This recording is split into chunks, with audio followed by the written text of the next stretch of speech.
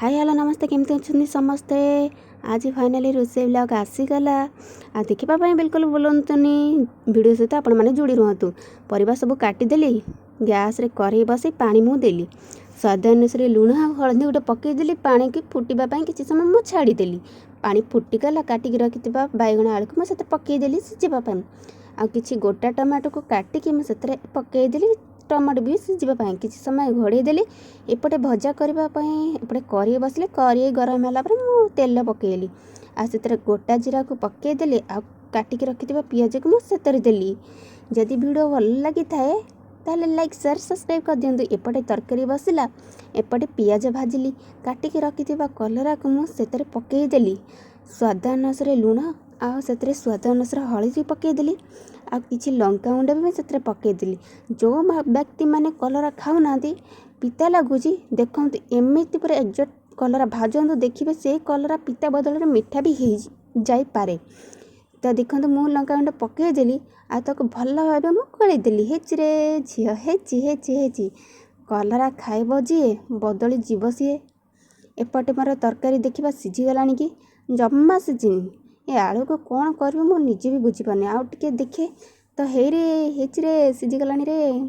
एपटे बैगण पूरा गला मेल्ट है आलू रहा चाही एपटे कलरा देखा कौन हेचिरे एपटे कलरा तक मुझे पूरा पूरा परफेक्ट देखो गोटा आपण मैंने भी एमती भाजतु देखिए पूरा मस्त लगे।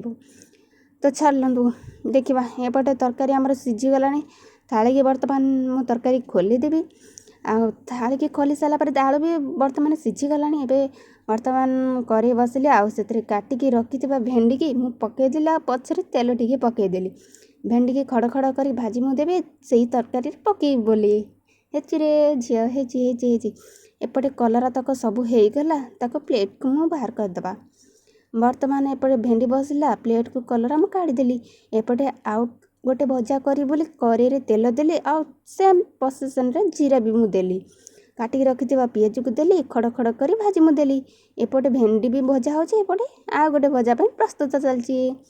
एपटे कुंदरी आलू कदली मु काटिकी रखी जेहेतु भजापी आउ से भजा करी बोली पकईदेली स्वाद अनुसार लुण हलदी मुदेली आ जदि चाहिए लंका गुंड टिके पकईबे न चाहिए न पकई पारे मु चाहिए जेहेतु लंका गुंड पकईबे से बाध्य होगी लंका गुंड पकईली ताको भल भाव गोलैदेवा थाली टिके घोड़ैदेवा।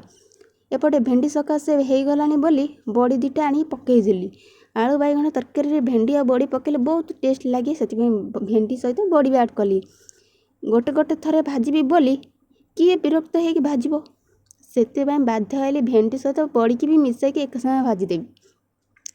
एपटे भजा टी नोटदेवा एपटे देखला प्रस्तुत होगला आमर भेंडी सहित बड़ी भी भजा ताको बर्तमान आम से तरकारी देह को ढालीदेवा एपटे कढ़ई तेल दे पंच फुटण पकई फुटेदेवा काटिकी रखि पियाज को मुझे पकईदेली ताको पियाज को भल भाव मुझे भाजीदेवी। एपटे भजा आमर प्रस्तुत होगला बाटी दबा से भितर आमर सोरिष बटा देखो प्रस्तुत मुझे करदे जेहेतु सोरिष रसुण अदा जीरा लंका को प्रस्तुत करदे बाटीदेली मसला को मुझे ढाली मुदेली सिझेकी रखि टमाटो को मसला देली मुझे पकई ताको भल भाव कुटी कुटी करी मसला को देवी मु नाली करी। एपटे आमर कुंदरी आलू कदली होगला पूरा प्रस्तुत एपटे मसला देखला को पुड़ीगला ही भगवान ताको पानी टिके टिके देई नालिया करी आज देखो तो मसला पूरा प्रस्तुत है तरकारी तक ढाली दबा देखो तरकारी मु ढाली देली किसी समय पर छाड़देवी। बर्तमान भजा होगला भजा ओल्लेकी आम कौन करवा भात बसैवा पानी नेली गांगले पानी चाउल मु बतुरी थी भात को देली चाउल देली मु पकई भात फुटेबा टाइम दरकार आज तो से भितर आमर तरकारी प्रस्तुत होगला देखु। तो बर्तमान आमर तरकारी रेडी होगला आलू बैगण भेंडी बड़ी तरकारी आपण मैंने एमती न करमती करंतु पूरा मस्त लगे।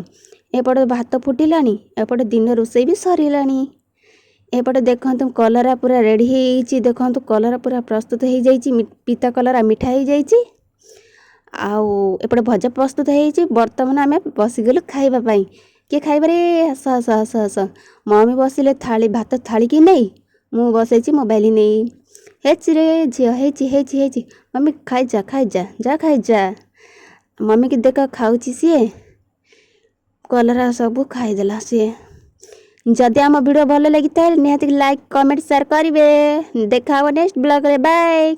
जय जगन्नाथ।